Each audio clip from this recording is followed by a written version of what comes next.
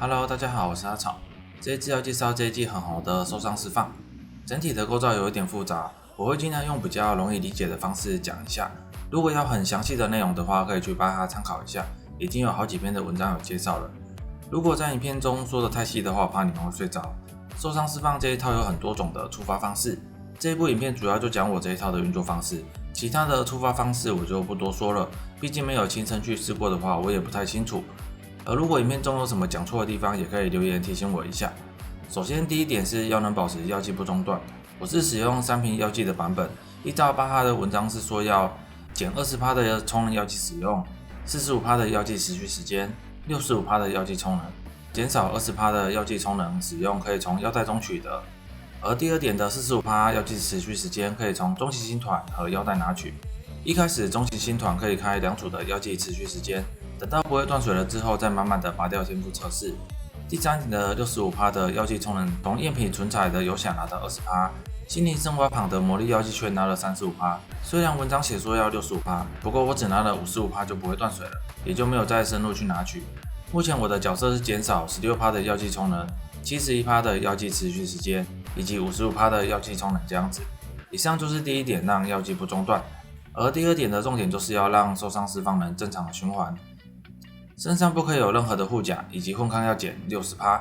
竞技仪式的承受混沌伤害要高于1188，受伤释放12级搭配竞技仪式15级，以及受伤释放21级搭配一场的召唤骷髅21级。只要能达成以上3点的话，就能正常的触发受伤释放的循环。而竞技仪式的承受伤如果太低的话，可以从天赋上面多拿一些血量，或者装备上面撑高血量，就可以提高承受伤害。以上就是第二个重点，让受伤释放不间断。第三个重点则是冷却时间的搭配，我的配法是2颗尘埃落定，合计总共减少34%的骷髅持续时间，一场的召唤骷髅算上一场的召唤速度，以及持续时间专精的天赋圈。如果你的腰带是用工艺上冷却回复率的话，那档次就是落在2档的9%到18%区间。这个时候的持续时间专精就要点10%更多的技能效果持续时间。若你的腰带圣战士 T1 冷却，再加上鞋子的冷却达到27%以上的话，那就是落在3档的区间。这时你的专精就要点10%更少技能效果持续时间。重点就放在2档和3档的专精天赋不同而已。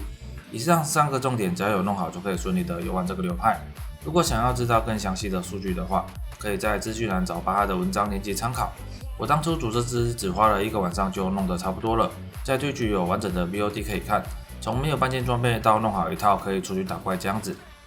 我弄这个流派一开始是把重点放在药剂不中断，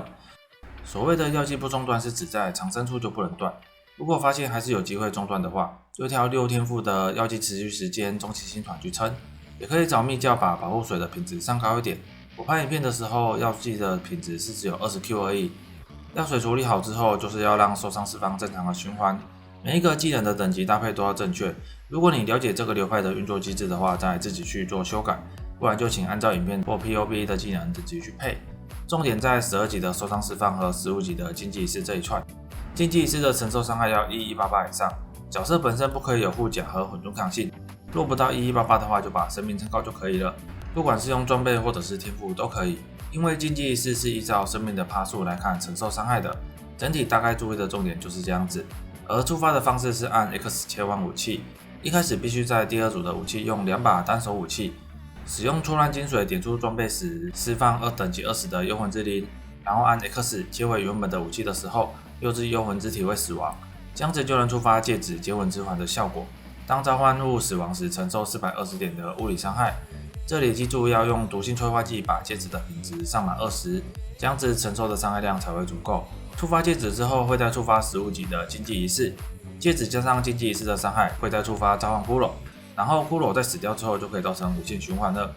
平常进图打怪的时候要多切换几次武器，因为要触发到密人波动魔力才回得来。我在2档的时候都要切换2次左右，3档的时候因为放得更快号码更多了，所以要切换到3次才能正常运作。基本上不断水和触发的流程大概就是这样子，会在资讯栏补上文字版本让大家做参考。接着来讲讲玩过这个流派的感想，不得不说真的蛮爽的。散步逛街就有高效率的清图，打王也有很爆炸性的伤害，靠着补偿机制所拥有的超高的回复能力，几乎完全不怕任何的持续性的伤害。打83的迷宫也可以无视任何的陷阱，就连截到的红外线也是一样子。玩起来是真的蛮开心的，是个很有趣也很有强度的一个流派。以上这一堆优点，相信只要有玩过的人都可以体会。然而这个流派也是有缺点的，最大的缺点相信有玩过没玩过的都看得出来，就是这个流派的建构太过麻烦。对于这个游戏没有一定理解的人，又或者没有很用心想要去处理细节的人，是非常的容易超歪。不管是药水会中断，还是受伤释放的机制没有处理好，又或者是冷却的搭配有问题，以上的3点只要有一点没有做到，整套流派就是无法运作。除了流派构造麻烦了一点以外，打图时也是要挑词缀，无法回复生命和魔力，减少生命恢复，减少冷却时间，减少药剂充能，不能打的词缀就这4条。再来是净土后药剂的喝水，在没有喝水的情况下按 X 就是直接暴毙。我相信有玩过这个流派的一定都有这样子死过，而且绝对不止一次。然后除了以上这些缺点以外，这个流派也很怕大伤，基本上网的招式也是尽量能闪就闪，虽然伤害已经高到可以秒掉很多网了。再来是幻象一阶3-4成的问题，个人是觉得不太的稳定，幻象一阶很常会出现不太能打的词缀，当然伤害够高是可以直接碾过去，不过在翻车率的上面也是高了不少。我在巴哈的留言区是有看过说走格挡是很稳的，不过我并没有研究这一套要怎么玩格挡流就是了。以上就是我玩这个流派的感想。再来介绍一下装备的部分，武器使用毁灭白光搭配相应的净化全肢，全肢是这一季的新的一套的机制，简单的说就是只要无脑的撑能力值就好了，只要撑能力值就可以获得的大量的抗性和创抗，因此和有减抗副作用的效果的毁灭白光很搭。衣服我则使用忠诚之父的加1等级，受伤之放和法术技能放衣服的话，记得用20级就好，这样子配合衣服加1就可以达到21级，也可以使用君主之父的加2等级，不过受伤释放和法术就要记得卡在19级就好，因为这套是算好刚好搭配是21级的受伤释放，如果你用到22级的受伤释放的话，会影响触发的频率。再次强调，所有的技能等级请按照影片或 POB 去做搭配，不要自己乱搞之后再来问我为什么不能触发。戒指1颗绑定结婚之环，记得用毒性催化剂把品质上满，另1颗选用高能力值的戒指。后缀甩到满意的能力值之后，再锁后引力吸，拿生命或补偿为魔力其中1条都可以，另1条再用攻击上就好了。头盔使用魔符皇冠，这一顶的保护值比较高，用聪明化石甩出高保护值之后，可以先上吞噬天地的词，再用异能混沌时甩出后缀的智慧，又或者是保全引力吸，选择复合的加345的能力值也可以。手套选用魔符护手，制作的方式和头盔一样是用聪明化石甩高保护值，上吞噬天地再用异能混沌时甩后缀，只是手套的后缀是敏捷不是智慧。我这一双是甩出双高抗就觉得还 OK， 攻力上一上就收工了。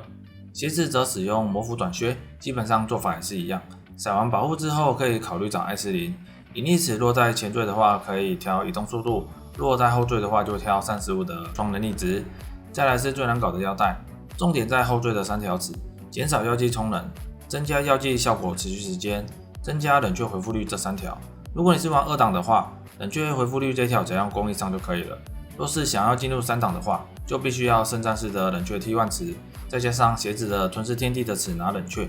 也可以从深渊珠宝补个几%的冷却，反正总之只要27%以上就可以进入3档。而腰带的做法是先找一条棉盒腰带上圣战士崇高，之后用改造时洗出减少药剂充能，洗出来之后再用富豪时点成精装，如果富豪到后缀的话就要用无效时消掉。总之我们要的是后缀只有减少药剂充能的腰带，然后工艺上增加冷却回复率，再用花园的更高几率获得相同类型的词缀，成功的话就可以把词缀卡上去了。这个时候后缀如果出了一条废词，就必须从新团多拿一些药剂持续时间来补，如果还有空余后的话，就可以直接用工艺打药剂持续时间上去。腰带的做法其实并不难，只有在使用花园的更高几率时很看运气，我这一条是甩2次就做好了，可是之后再甩了5次左右都是直接爆掉，懒得做的话就直接上市场去买吧，如果那一个价位你可以接受的话。再来是珠宝的部分，1颗残酷的几率拿贝尔巴拉的叛徒，很明显的看到我只有装3瓶药水，就是为了配合这一颗天赋补充药剂，2颗尘埃落定共减少34%的骷髅持续时间。贵族的右上角用1颗神感拿大量的能力值，1颗赝品存材拿游侠起始点的药剂充能，1颗生存灭剂拿药剂减少20%效果。这一颗珠宝是第2章的任务梦中圣地给的，因为没有天赋点数，所以蛮多人都没有再解，最后就变成市场上一颗药一重膏。我查价之后也傻眼，就自己去解一解了。然后女巫的上面用了一颗直觉之药，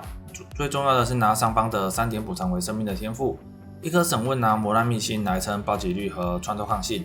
一颗8天赋的巨型和2颗药剂持续时间的中型。巨型的话一句挑用得到就好，因为有拿魔乱秘辛，所以无法造成冰冻、感电跟点燃，直觉的部分还是要挑一下。